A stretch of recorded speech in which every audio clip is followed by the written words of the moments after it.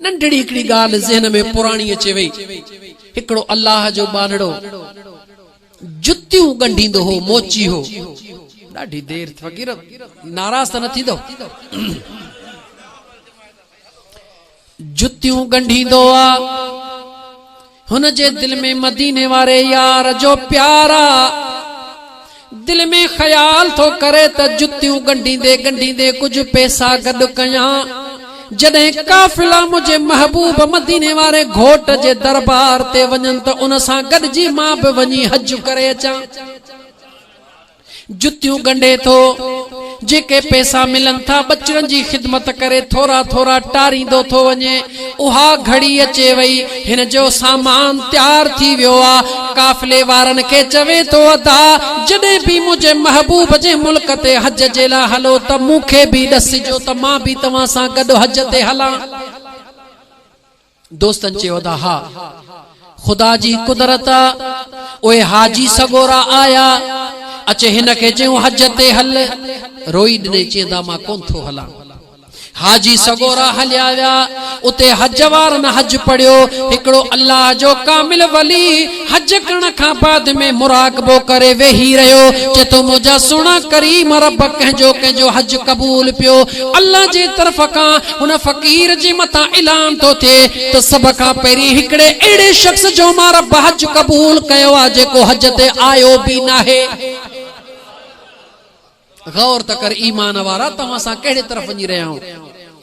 अल्लाह ताला जे तरफ खां उनके इल्हाम थियो आ त मां अल्लाह हिक अहिड़े शख्स जो हज पहिरीं कबूल कयो आ जेको हज ते आयो भी नाहे। उन शख्स अल्लाह जे नेक बाने दुआ घुरी त मुंहिंजा करीम रब उन पंहिंजे प्यारे बाने जी मूंखे ज़ियारत करा, उन जो मूंखे पतो ॿुधा।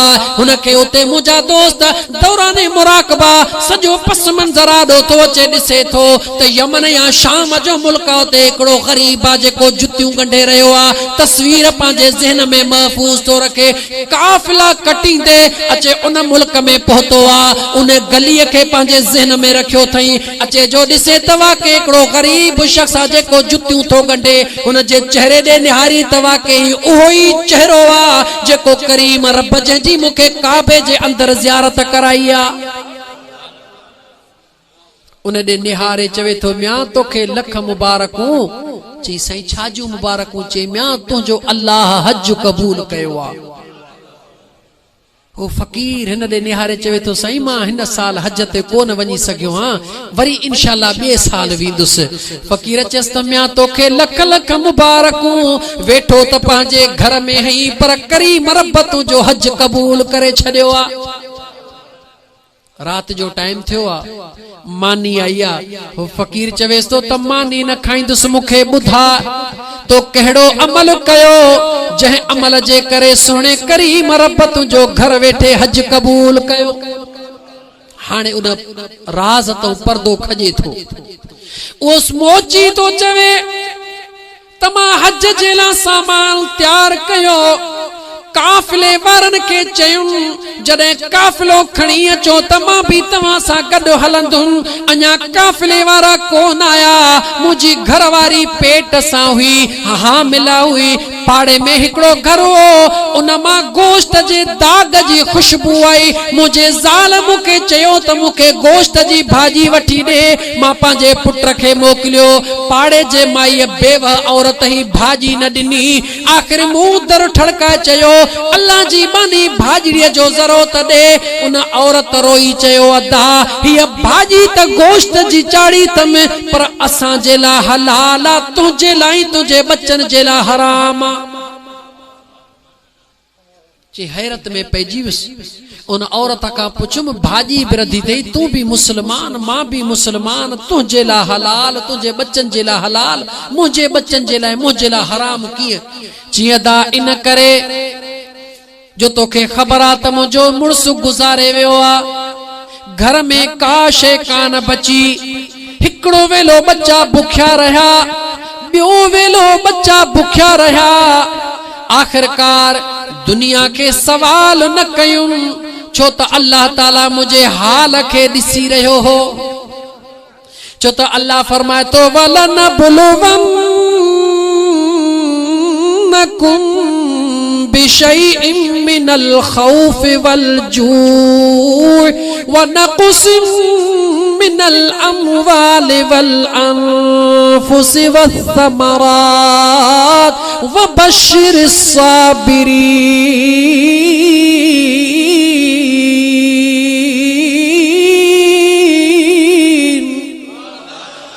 मुझो अल्लाह फरमाए थो बाना मां आज़माईंदो आहियां कंहिंखे घणी दौलत ॾेई आज़माईंदो आहियां, कंहिंखे बुखू ॾेई आज़माईंदो आहियां, कंहिंखे घणो औलाद ॾेई आज़माईंदो आहियां, कंहिंखे माल मिल्कियत ॾेई आज़माईंदो आहियां। पर अल्लाह फरमाए थो ख़ुशख़बरी मां अल्लाह जे तरफ़ खां उन्हनि जे लाइ हूंदी आहे जेके ॾुखनि जे टाइम ते सब्र खां कमु वठंदा आहिनि।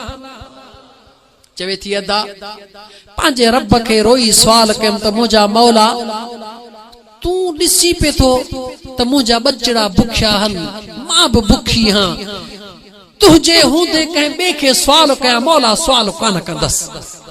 पर मां हुयसि जॾहिं ॾिठुमि त बच्चनि जी बुख मूंखां नथी सही थिए, पोइ गॾु मोल ॾिठुमि, पोइ रात जे अंधेरे में काती खणी वञने मोल गॾह जो गोश्त कपे आई हां।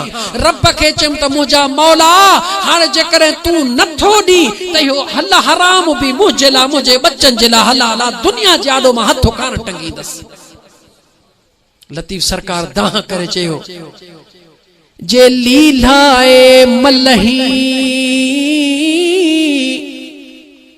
जे लीला ए मलही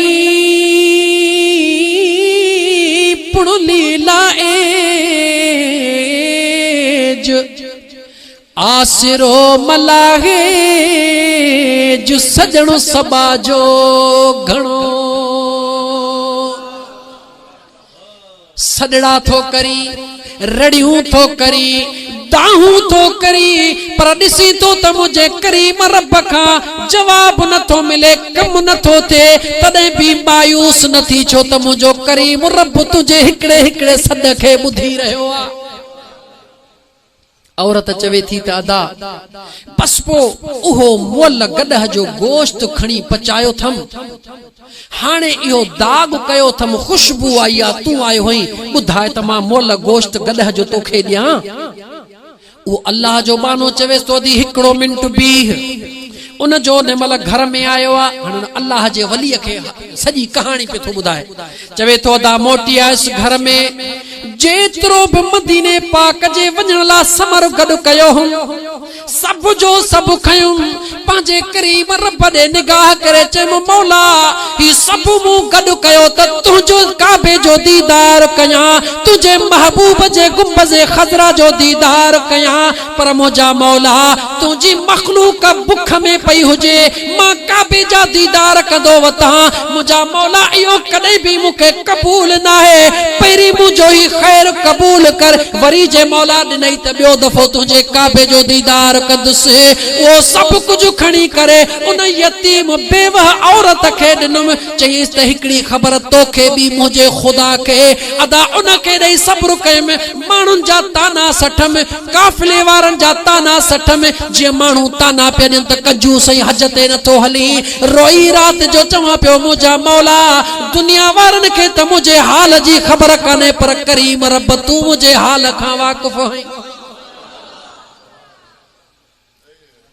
मुझा दोस्त अजीज एडो वडो सवाब है कहीं बुखायल के, कहीं दुखायल के, कहीं बेवह यतीम औरत के ॾियण, ऐ मियां ए रात्रि गॾु करणो, 50,000 थी विया, 60 थियन, 60 थी विया लख थे, ए मियां अल्लाह फरमाए थो वैलुल लिकुल्लि हुमज़तिल लुमज़ा, तबाही ऐं बर्बादी आहे उन्हनि शख्सनि जे लाइ जेके गिला था कनि या बहतान था ॾियनि, वरी तबाही बर्बादी उन्हनि शख्सनि जे लाइ अल्लज़ी जमा मालन व अद्ददहू, जेके राति ॾींहं दौलत गॾु कंदा वञनि, ॻणींदा वञनि त ही घणा थिया, ही घणा थिया, ही घणा थिया। रब जी ज़ात फरमाए थी बाना इहे राति ॾींहं गॾु कंदो वेंदे, गॾु कंदो वेंदे, पर जेकॾहिं मिसकीननि ग़रीबनि यतीमनि बेवाहनि खे न ॾिनई, उन्हनि जी पर घोर न लधई त रब फरमाए थो पोइ मूं अल्लाह जो क़ुरान ॿुध त क़यामत में मां अल्लाह तोखे कहिड़ी सज़ा ॾींदुमि।